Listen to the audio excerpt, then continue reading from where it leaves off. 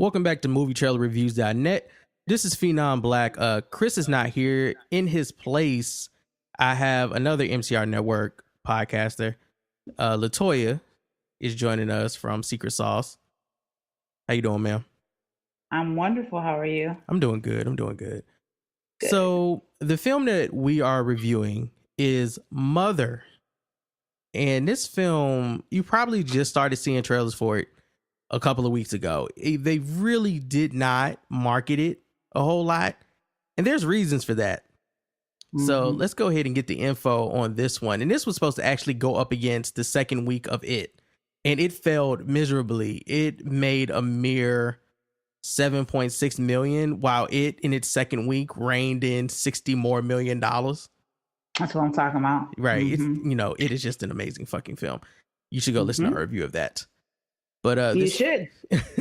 This film is described as a drama, horror, mystery, and suspense. It's all of them wrapped into one beautiful basket of whatever. It's rated R.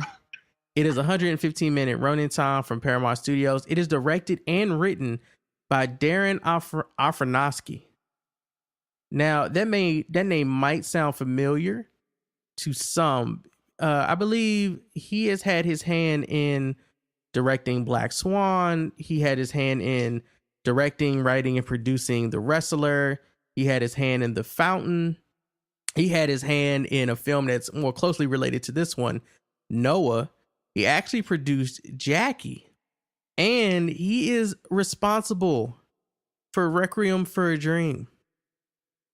So if you've seen any of those films and you go to see Mother, it makes sense that he did this film. He's a very dark individual. He's dealing with a lot of pain.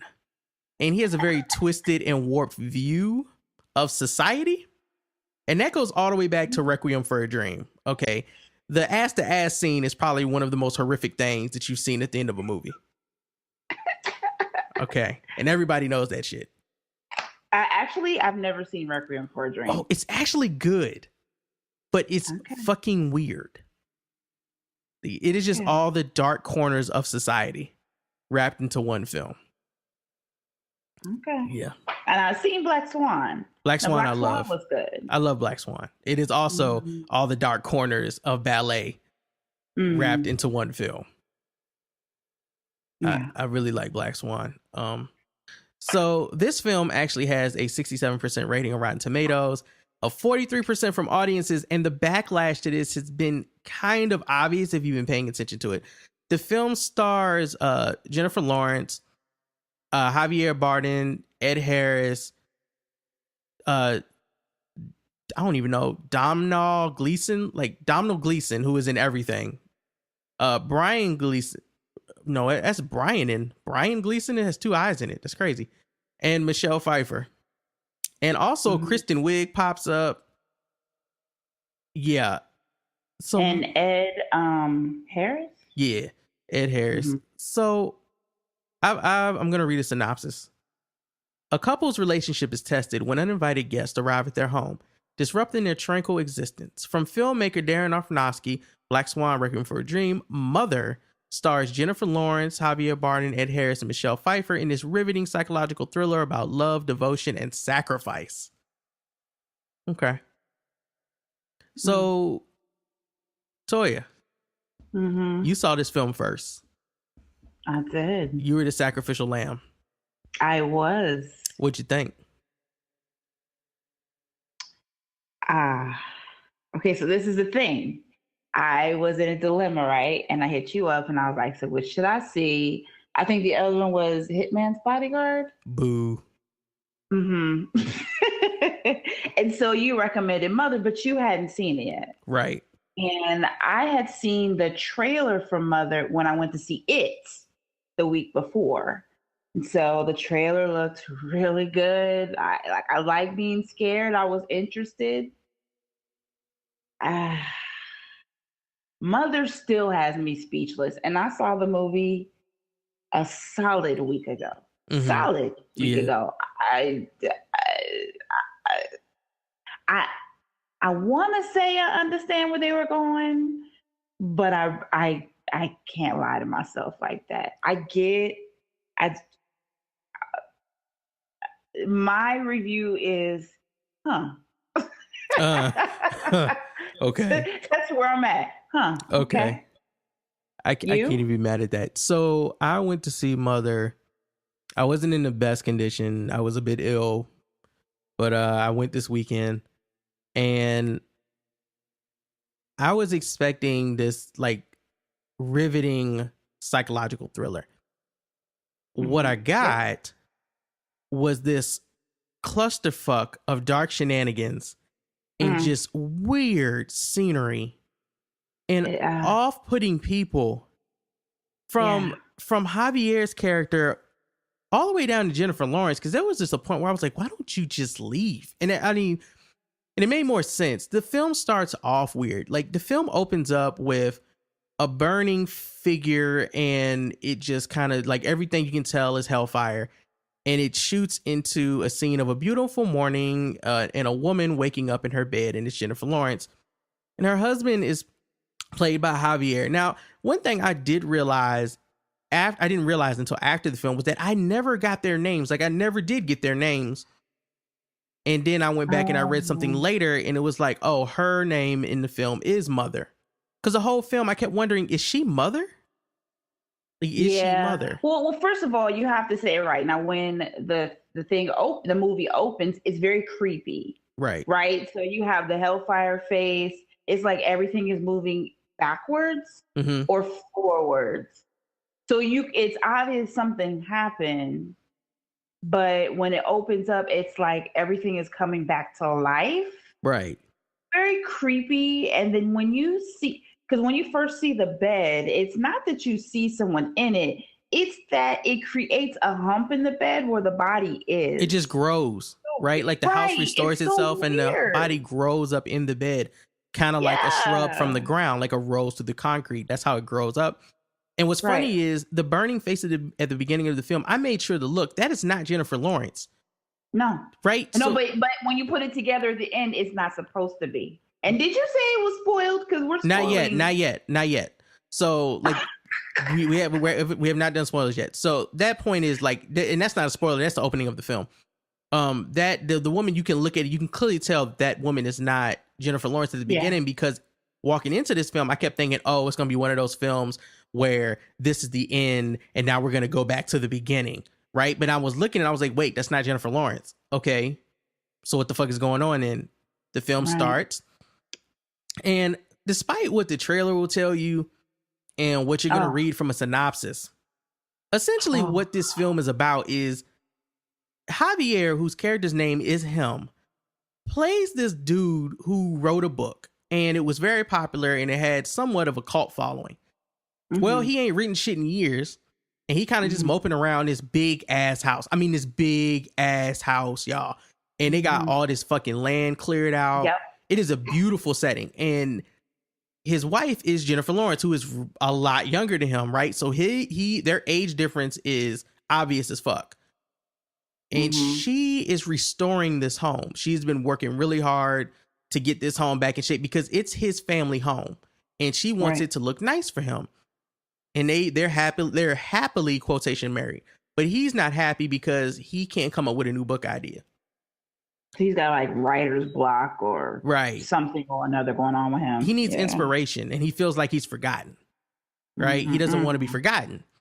So, and he's not just a writer; he's a poet. Right? He's a poet. You're right. Yeah. They did keep referring to him as the poet. So they get randomly they get a knock at the door, and it's creepy the way they shoot this film. Right? Even the camera following Jennifer Lawrence through the house is creepy. Little sounds and stuff. You know, the oldness of the home. You can kind of like smell the mothballs in this house. You can just smell that it's old as fuck. And randomly their doorbell rings, and it's Ed Harris, comes in the house, and he presents himself as a doctor who is traveling and got lost. And he's looking for a place to stay, which is weird as fuck, because don't nobody just roll up to your fucking house and, yo, can I stay here? Well, they kind of explained it, right? Because they said that there was someone told him that they had places to stay True. in the home. So they kind of explain it, but at first I was like, "What? Oh, who does this? What they do this at?" When he initially came to the door. So, and let's be clear, when it comes to Jennifer Lawrence, it doesn't just star Jennifer Lawrence; it stars her skin follicles.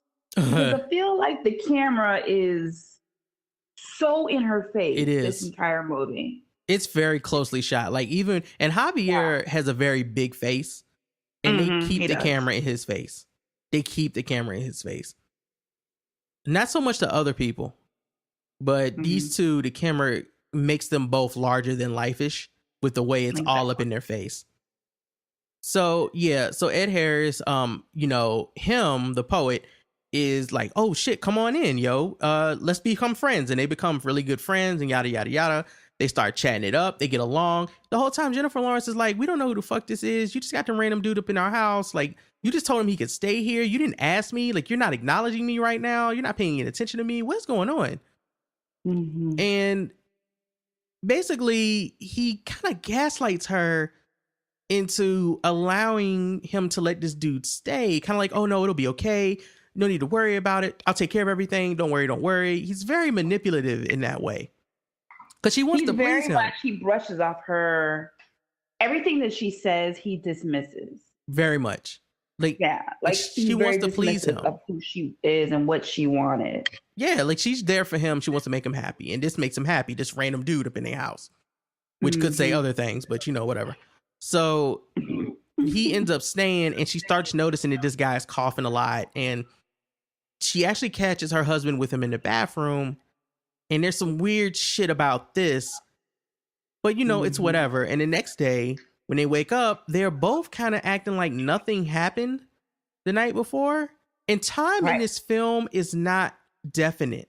Okay. You don't really know how much lapse of time happens between when the camera moves from one room to another room. And it gets worse as the film goes on. Like, it's usually just a couple of minutes, maybe a couple of hours. It starts to become days and months of time that gets lost from scene to scene in this movie, even though they're just walking through a house. It's very, I actually like gotta praise it for that cinematography. Like the way it's shot, it's a beautifully creepy shot film. So that's kind of like I actually dug that. And there's all these other weird things that keep popping up. There's this thing with the furnace in the house. There's blood that starts to appear on the floor randomly in certain places, and the house is crumbling. And she has these pains that she keeps having whenever shit is kind of off. And she's also drinking some type of powder to kind of recenter herself. Like a magical emergency. That's what it looked like to me. Right. You know, emergency powder. Yeah, that's what it looked like. She kept stirring into a cup. Yeah. So, you know, Ed Harris' character is kind of just hanging out. And then another person shows up. And then more people show up. And then all hell breaks loose. And this film just turns into a clusterfuck of just shit and shenanigans. And it is just horrible shit that is happening by the third act of this film. Like, it just gets very dark, man. It turns into a fucking horror film. Like, kind of relative to American Horror Story horrible, but if they allowed American Horror Story to have a full-on hard dick R rating. Okay? It's very over the top in some of its imagery. So you thought it was a horror film? I didn't think I didn't think it was a horror film. I thought it was horrific. Like the shit that was happening. The shit that's happening is so horrific and so bad. It's creepy. It's weird. It's shocking. Like there were some scenes and I was like, the fuck? It's animalistic as fuck. In fact, I want to say it was right in the middle of the third act when I sent you a text and I was like, what the fuck? Because that's how it is. Yeah, like you don't really get to understand the movie until the third act. You're literally sitting there like, what is going on until you get to the third act? And really for me, it was almost the end of the third act where I was like, oh, come on. Are y'all okay? What's really happening? What's really going? Are y'all serious? Okay. So, and I went to a theater full of Black people, and we were all. Oh, I know y'all was upset. I know y'all was looking like, what the fuck? It was a whole lot of angry black, and really, it was a lot of black women, and we were all like, "Is Ooh. this? Are y'all okay?" Right. Angry. Hmm. So it's some things I wanted to, well, I can't read them right now because it would spoil the film. So we're 15 minutes in. Pretty much this film is just dark and as twisted as any other of Darren Aronofsky's stuff. If you like Requiem for a Dream, if you honestly, if you just like watching this fucking movies, I don't see how you don't want to see this. It fits right into his motif and style and tone. It's right up in there. Is it up there with like Black Swan and shit?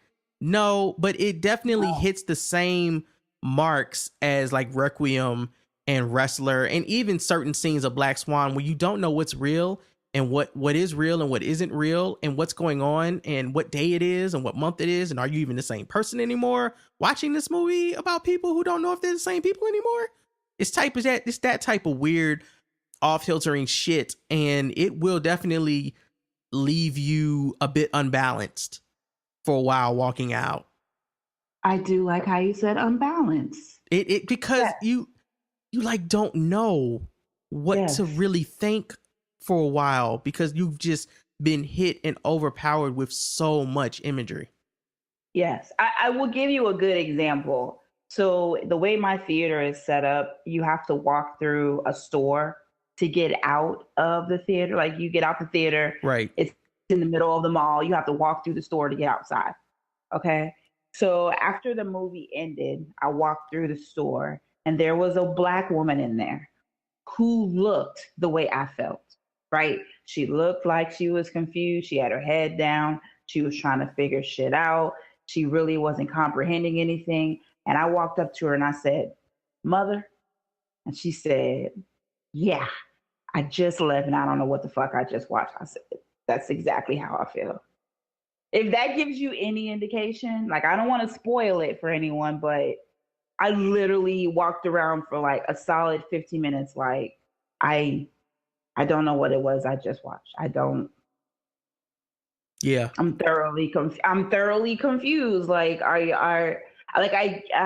it's dizzying. We'll wait till we get to the spoiler part and then we'll talk. But it is dizzying what that film puts you through. So let's go ahead and get these ratings. Y'all know how we do this. We're on a 1 to 10 scale for ratings. Mm-hmm. And ladies first, what would you give this? Oh, ladies first, eh? Yeah. I can't recommend this movie to anyone. I just can't. I hate saying a terrible rating. Maybe I give it it had great cinematography. I will say that. You said out of 1 to 10, right? Yeah. Okay, I'll give it a 3. Ooh. That's a generous 3, honestly. Ooh. All right. It really is a generous 3. And I give it because I do think the acting was good. The acting was really good. I do think the cinematography was great. But that's not the only reason why I go to a movie. So I'm giving it a generous 3. That's it, a 3. Okay. I'm gonna go ahead. I had some time to think about it. Okay. And I did some research. Yeah, but you can't put that into not in your rating. We always do it like that. Like sometimes we have to sit and let stuff wait. And like I had to because this film just required me to. I had to.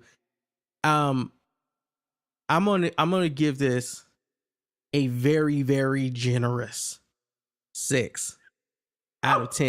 You're giving it a 6? Hell nah. But that's because of your research, because there's no way. I'm talking about the way I felt when I left that movie before I looked up anything. I know.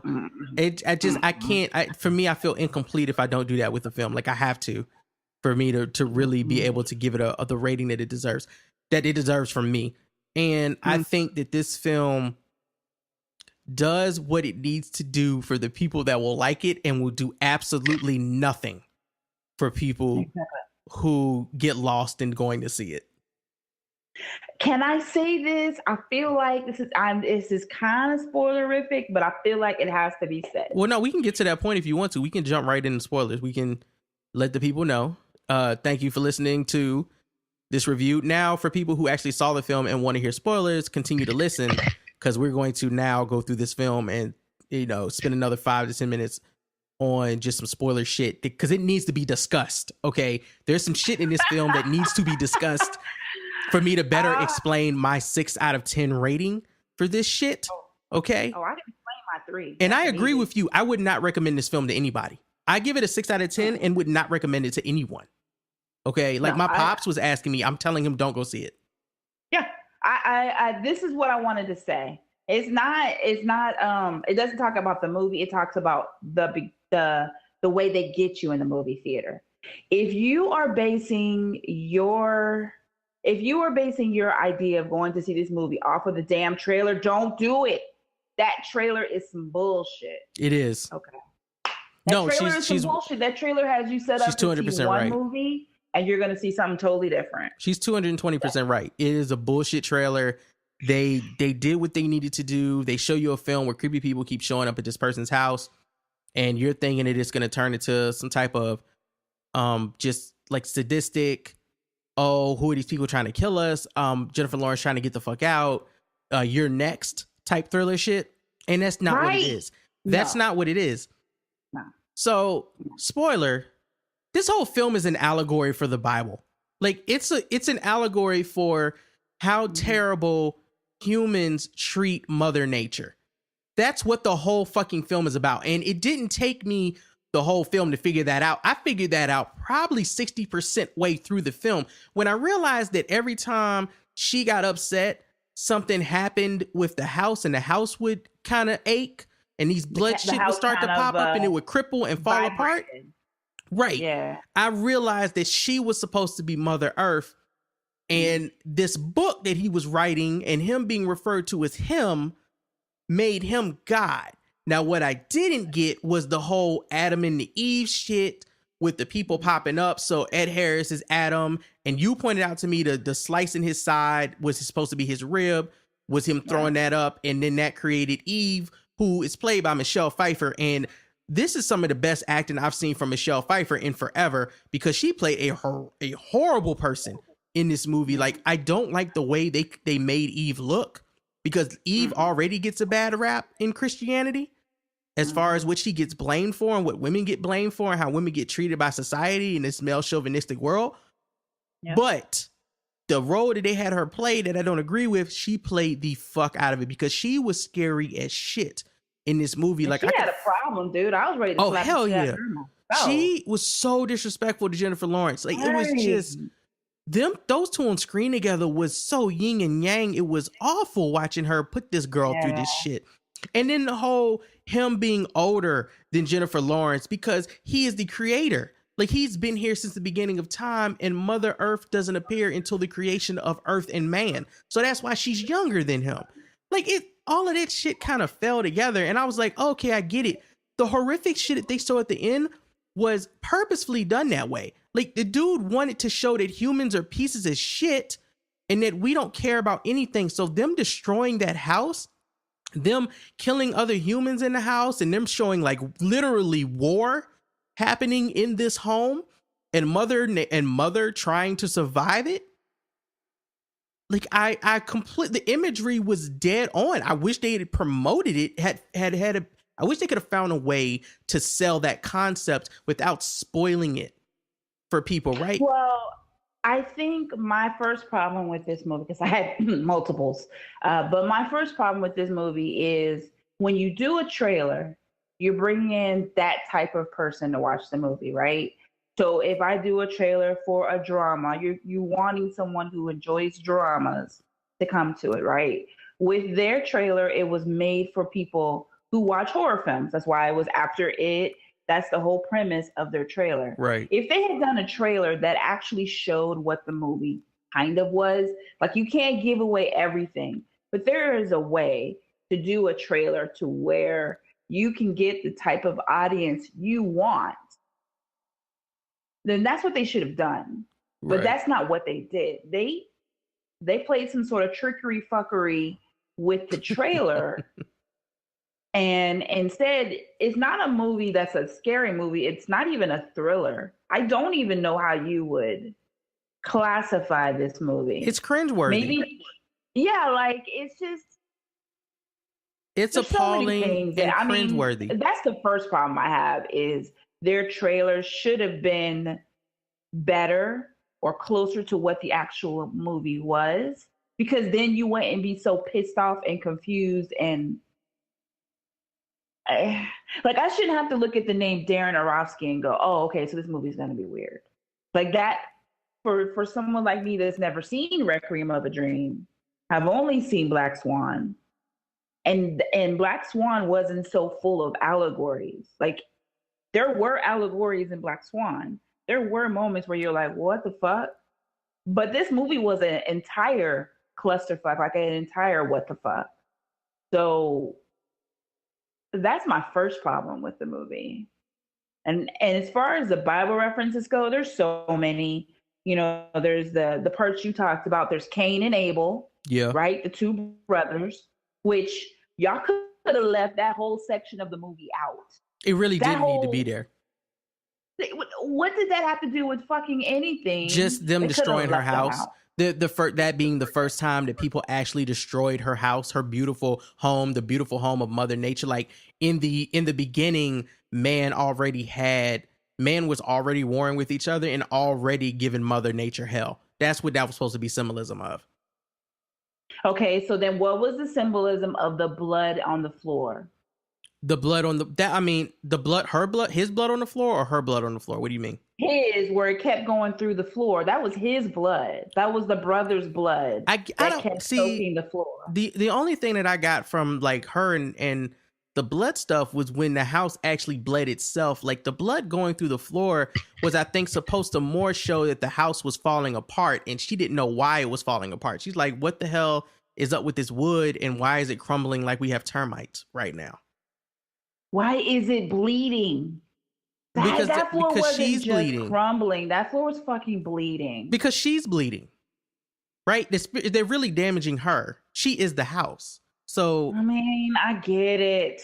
it's really not complex. Like that's what got me the most. Is it actually is so on the nose that it's not complex at all. It's not like a whole lot of depth to this. They really just. Like, to me, this is like a darker version of the movie Life of Pi, where he took a story of what happened to his family and he did essentially what the Bible does. He over exaggerated things and he made it more of a story that people would want to listen to, right? Instead of just telling them exactly what happened, he created figures and he used fiction to give you a more interesting tale. And even at the end of the movie, that's what the guy says. Would the end of the film had made any difference if I'd have told you what actually happened? You still get the same outcome from what I told you, right? The way I painted it. And with this, his message is very clear. He wants to show you that humans are pieces of shit. And they are. They are through this whole film. Every human in this film is a piece of shit. Yeah. And I mean, even in his explanation, not one good human, not one. No, nobody in this film is redeemable. Maybe that's based in sin. No, he wanted to show.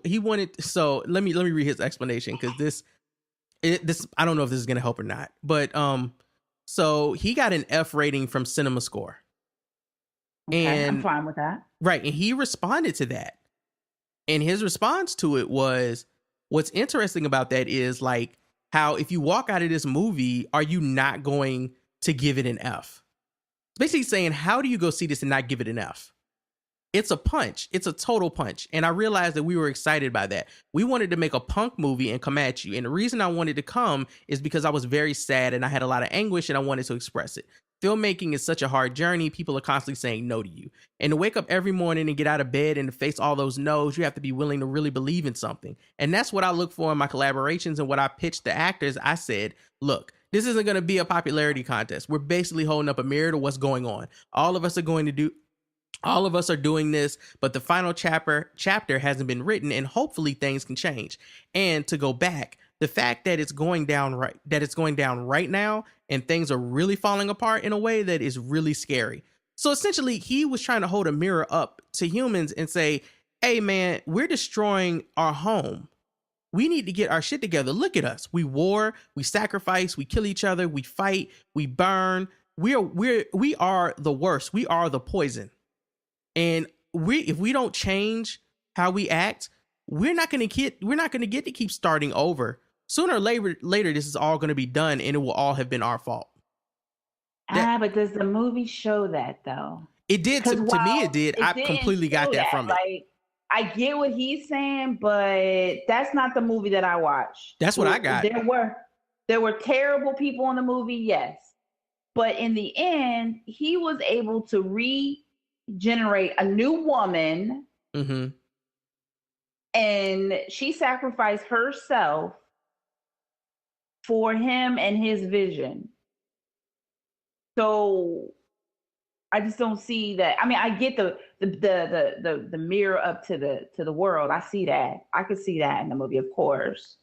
But when it comes to eventually we won't be able to create again, the fuck? He created again. That's what he did at the end of the movie. That's what he did at the beginning of the movie. Right. He was basically saying that we get chances to start over. And as humanity, we do. There are all these dark periods throughout history where man should have been wiped off of the earth. And yet we are still here because there has been a chance where when everything was destroyed, we were given another chance to, okay, start over, try to do this shit right again. And inevitably we get to the same point where we end up destroying each other again. So that's kind of like, I got that, right? He wasn't saying that the film would show the final chapter. He was trying to show people that we haven't written the final chapter yet. With the way he restarted this film with a new Mother Earth. The only thing that kind of throws this off for me is the way he paints God. God is not a likable person in this movie. God is not the God that I think people think they worship. I think like when they view the God they worship, they don't see this person, despite the fact that I actually believe a lot of the stuff people preach, if just off the words alone that they preach, paints this God in this movie. This God that does not care about the earth and more cares about praise and not being forgotten, which is interesting because it so relates to like American gods. Like, that it relates more to American gods than actual. I think people actually see in God. Right. That's like that shit kind of, I was like, oh my God, he's kind of like a guy from American Gods. Because if you were to take off, okay, if you were to look at his version of God, it's very one-dimensional. Yes. Right? And that's not how people who believe in God see him. So again, his movie didn't accomplish what he says he was trying to accomplish. Because the God in that movie was strictly about, he didn't care about anybody. He only cared when people were praising him. The moment he wasn't getting praised, he was pissed off. Like, let's look at how he was when she wouldn't give him the baby. He got more and more angry at her, even though she knew if she let that baby go, that baby wasn't coming back to her, right? But he was getting more and more angry watching her take care of the baby than giving him the baby so he could sacrifice it.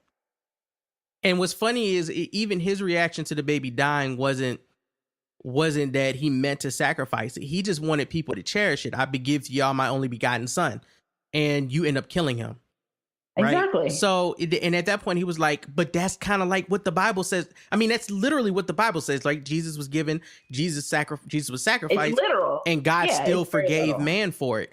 Right? Because in the end, when she's screaming and throwing shit and like, why don't you tell all these people get the hell out? And look what they did. They destroyed everything. God's like, well, it's not their fault. They didn't mean to. And I honestly, that to me, that is the God and I don't count that as my God. I count that as other people's God. That's the God that they paint when they follow the Bible literally and stuff like that, right? They create this God, this God that is like a child. You're talking about very pure religion, like organized religion. I'm talking about people who, I'm also talking about people who wear big church hats and shit too. Like they will preach directly from the word to you. And it's a very petty and a self-serving God. Yeah. You know? Yeah. All he cares about is praise. Oh, did you pray 20 times to him today? Oh, you need to pray. You need to pray. You need to pray. And these people weren't doing anything for themselves. All they cared about or the only thing they were doing from themselves was taking as much as they could from God. So that was the other thing I kind of picked up from this film, was these people that just want to take and take and take and take and don't give anything.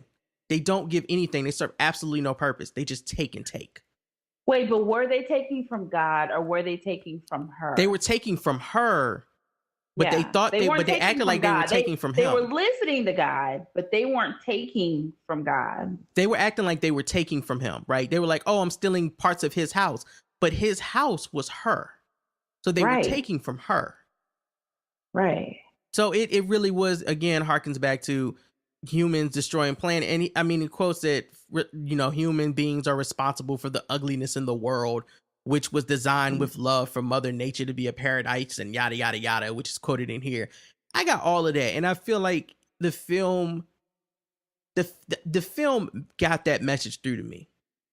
I got it. I was just like, they did a whole lot to deliver it. And that's why I couldn't give it a better rating. I was like, if this was not such a, killing an ant with a sledgehammer film, then maybe, but they took so long to get to that third act where they just let everything fly. And there was no holds barred at that point. And it was just chaos. On screen, it was chaos in thought. It was chaos in message. It was just chaos. And I was like, oh my God, this is a lot. I could understand why audiences would be overwhelmed, and when you would go outside and you might just sit down for 30 minutes and just not stare at anything. Just kind of be. That's exactly what I was doing. Yeah. So like, I get that. Like, I completely get why you gave it a 3. Just as much as I understand why I gave it a 6. And I could understand why somebody might give it a higher rating. It touched them on a much deeper level, and the good outweighed the bad to them. I just don't think that the good outweighed the bad here. I think there are some redeemable things. I think Jennifer Lawrence did great acting. I think people like Kristen Wiig and Michelle Pfeiffer did really good acting. I love the cinematography and the imagery. I like the sound. I thought it was an interesting way to kind of go about this very dark. And I like dark films in general, but it's too much. See, I think that this is a case of somebody trying to be smarter than what they actually are. That's how I see this movie. Someone who thinks he knows better. I think it was for what he was trying to do, I think it was very one-dimensional. I think that's probably why I didn't like it. Like, I get his points. I get what he was doing. I'm very familiar with the Bible. That's how I grew up. But I think the way that he put it out on film was basura. Like, I will never watch this movie again. Yeah, I don't blame you. Normally, I watch a movie 2-3 times. Like, nah. I will never. I have to scrub my brain of this movie. Like, no. No, it's this film to me is like The Road, a good film that I would never watch again.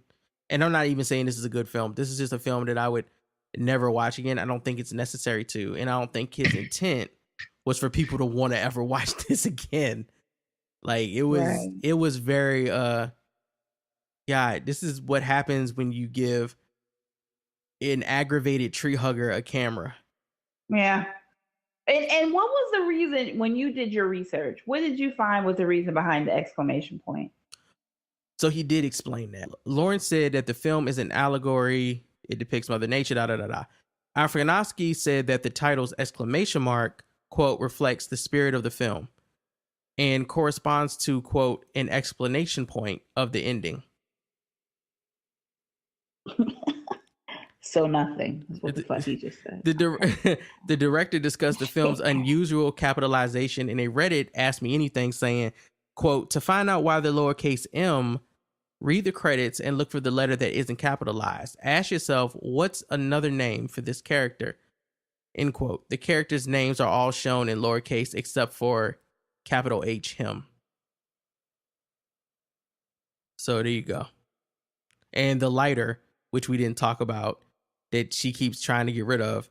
The lighter, which appears throughout the film, bears the wind and horn, a symbol believed to represent, quote, the cooperation between nature's eternal laws working in effect and in accordance with each other, end quote. One of the film's unexplained elements is the yellow powder that Lawrence's character keeps drinking, which the Daily Beast suggests is a reference to Charlotte Perkins Gilman's short story, The Yellow Wallpaper. And I don't know what any of that shit means. What? So in other words, okay. You're supposed to go do a lot of homework. Trash. I'm not doing that. That's not why. No. That's why I go to school. It's not why I go to a movie. Fuck that. Well, no. I don't mind. No. I don't mind films that like require you, that might ask of you to go out and maybe do a bit more research if you want to find out more about the character and like has a bibliography with it. But in this case, like you said, this is definitely a smart dumb nigga film. That's what this is. So. But you trying to be smarter than what you actually are. Stop it. Just stop. I go to a movie. I went to this movie to be scared. That's why I went to this movie. So now you're telling me I got to look through the credits. I got to watch the movie again because you wouldn't know that the first time you watch it. Now, and then when I watch it at the end, I got to wait for the credits to look for the capital M. You don't get the entire fuck out of here. That's it. That's how it is. No. Okay. So yeah, y'all, I think that's it. I think that's enough time and attention given to Mother. Yeah.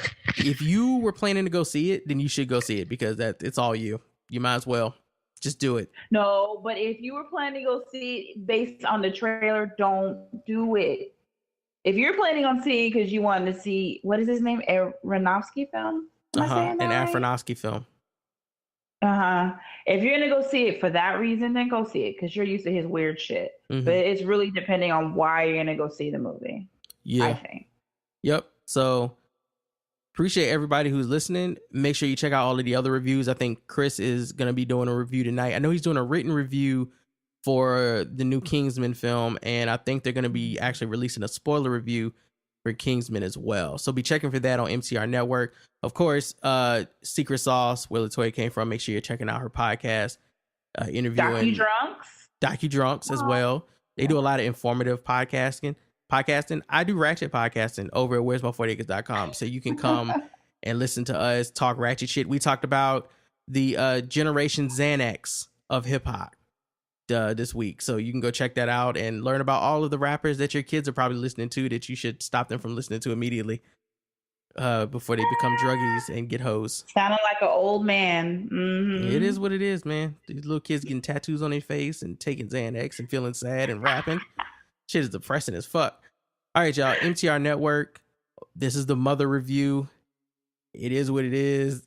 She gave it a 3. I gave it a 6. You'll probably fall somewhere in between. So until next time, later. Bye.